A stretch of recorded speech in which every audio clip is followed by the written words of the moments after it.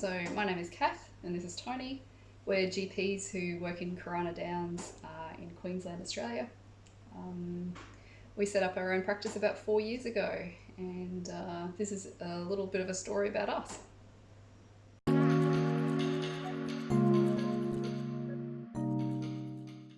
I'm Tony, Kat's husband, which is how I'm often known, actually, amongst the patients, because Kat's been here for a while.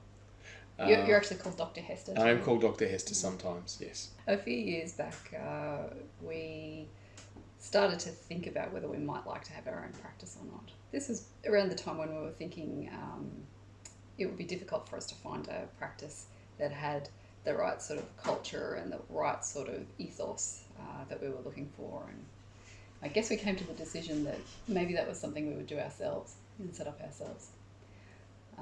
But we didn't really know how that was going to happen or where. Ideally, we wanted to find somewhere that was close to home, because we both don't like commuting very far, but also because we wanted to contribute to the community that we live in. And so one day, Tony was driving home from what were you doing? I was doing a locum shift, and I was driving around at lunch, and I think I was driving towards the shops for some reason, and I went past what is now our premises, and I saw someone whacking in a for sale sign, literally as I was going to drive past. So I stopped and took a photo and texted it to Cath because I thought she might be interested. And I think we signed a contract 24 hours later. Yeah. So we moved pretty quickly on that.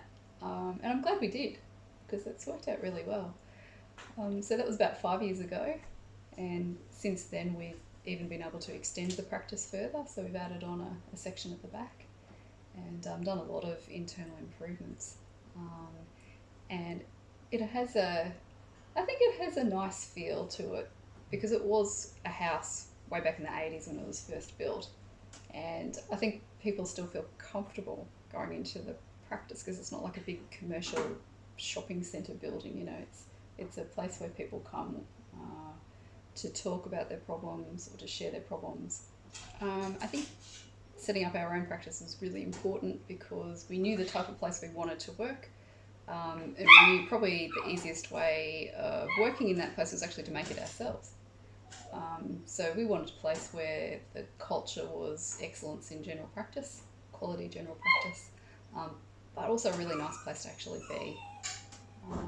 We wanted to be able to have colleagues who we worked with as a team. And I think we've worked really hard to build that.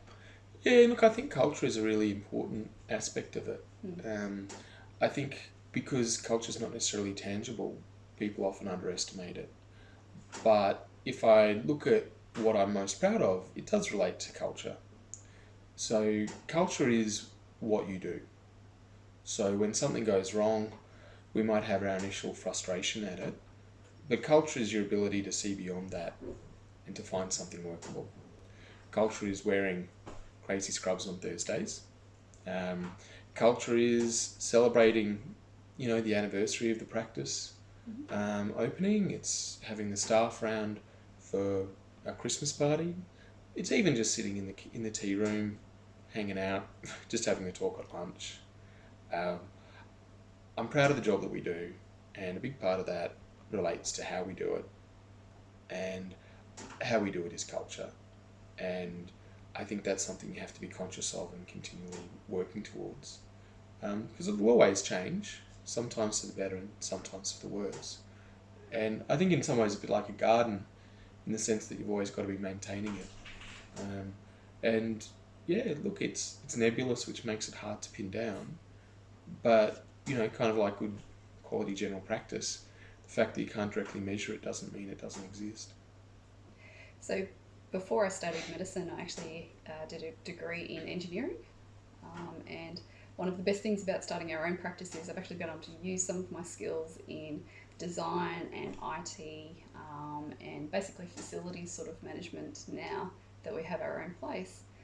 And that's actually been one of the more fun things of opening our own practice. We can have little mini projects where we get involved in improving some component of our service delivery, and sometimes it's also the bane of my life. But when everything's working nicely, and I know that if something doesn't work well, it's within my capacity to fix it, that's actually a really nice feeling.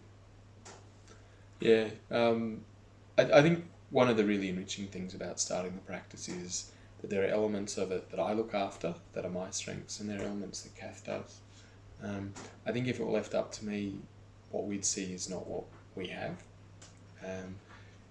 Cath sees things differently. She talks about being empowered. It's not just being empowered as owners of the practice.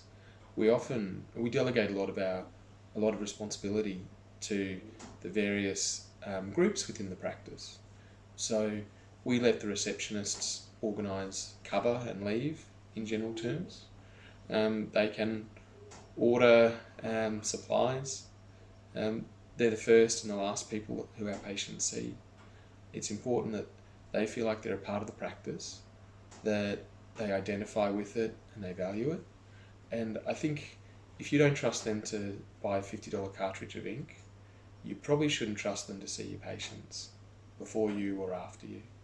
And similarly with the nurses, I think it's important for our nurses to have something that's theirs, an aspect of their job that each one of them looks after, because I think that engages them, gives them personal development, and helps them to feel ownership and stewardship within the practice. So I think one of the big things as a doctor is you're used to controlling things. And I saw that in my business career too. People often managed to be seen to manage, which often got in the way of people doing their jobs. If you have the right people with the right supports and the right guidance, they'll generally make the right decisions. I'm not going to pretend to be a good practice nurse or a good receptionist, but the people who we've put in those roles are.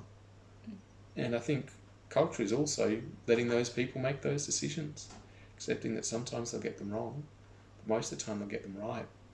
They'll get them right in ways that I don't think we necessarily could have. And that allows us to see patients, to do projects, to imagine a better practice and how we're going to get there. And so I think as first-time managers, the temptation has been to have too much control.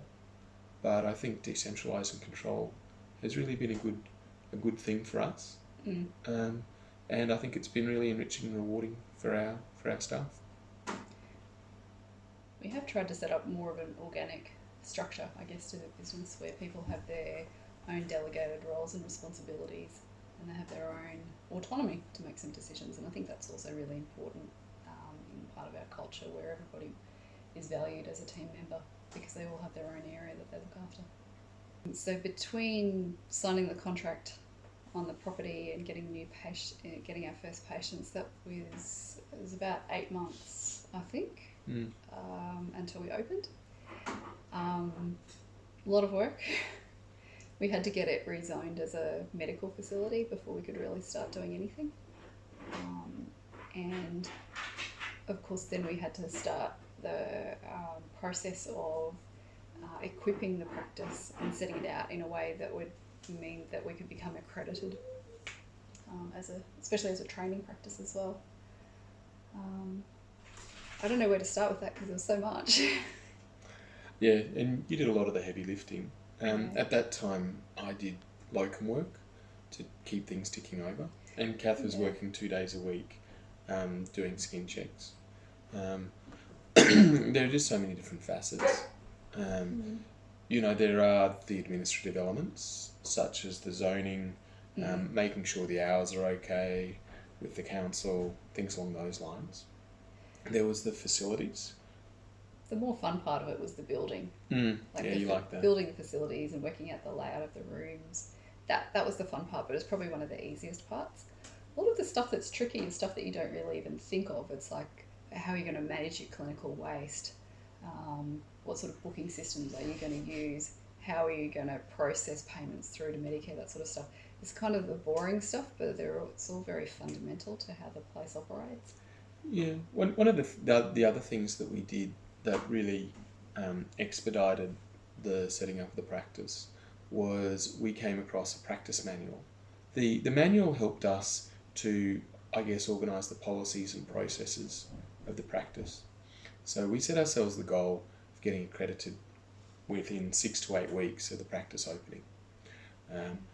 So that's a process that normally takes about 18 months for an established practice. Yeah. And so what we were able to do was, we were very fortunate because our first nurse and our first receptionist were very capable and very experienced. And so we were able to engage them in our 1 week long kind of soft open to have a look at how the practice would run from their perspective and to update the manual for that. So, as I said before, I don't have any idea as to how to be a nurse or a receptionist. But what that allowed us to do was to delegate that responsibility to our core first employees, which again empowered them, let them do it their way. They were experienced, they knew what the minimum was, but they also knew how they wanted to do it in advance. Yeah, so from opening to accreditation was only 7 weeks, which was pretty quick. That's pretty slick. But it was good because that set up the basis of the processes of the practice that we built on. So I think one advantage of us starting the practice is starting fresh. You get to establish your own values and your own culture. We weren't trying to pick up somebody else's processes and values and culture and work with them or change them. We got basically a completely clear slate and to make of it what we wanted to do. And I think that's actually worked really well. One very difficult part of it was the uncertainty of it. And the main part of uncertainty was whether we actually would like being practice owners.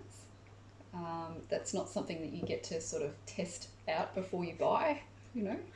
And so I was a little bit nervous about how I'd manage, you know, HR problems, or I guess I was worried about when times weren't going well, would I regret that decision? And it would be hard to kind of reverse out of it at that point. So I think that was a big thing for the first 6 to 12 months. We were sort of sitting there waiting for when we discover something horrible or some reason why we shouldn't have opened practice, but it never came. I do think, and this is, I guess, not meant to be too specific, but there were times when we realised that people weren't necessarily the right fit, and we tried to make it work for longer than we probably should have. I think that having people have an explicit understanding as to what their role is and what we want them to do, and to give them the limits or the guidance as to what's expected of them is something that's really important. And I think maybe we were more focused on being organic than we perhaps should have with those people. But also once it became clear that they weren't a good fit, I think moving them on earlier would have allowed us to find the right people for those roles subsequently.